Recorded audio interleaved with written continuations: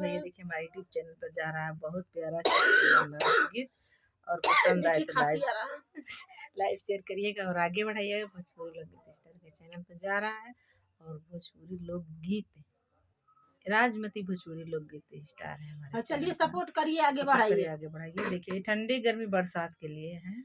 जबरेलिया रंग बजावे तबे सुधिया बालम के आवे, जबरेलिया रंग बजावे तबे सुधिया बालम के आवे। चारे महीना गर्मी के दिनवा, चारी महीना गर्मी के दिनवा, गर्मी के दिनवा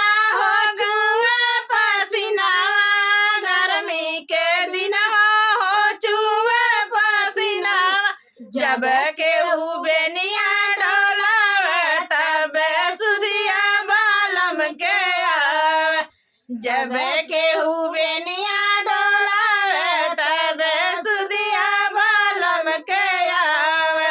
जबरेलिया रंग बजावे तबे सुधिया बालम के आवे, जबरेलिया रंग बजावे तबे सुधिया बालम के आवे।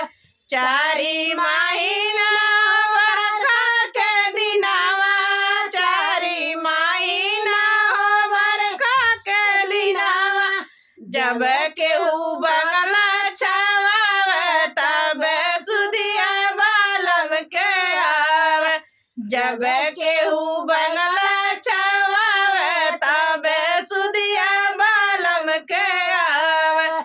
जबरेलिया रंग बजावे तबे सुधिया बालम के आवे, जब के रंग बजावे तबे सुधिया बालम के आवे।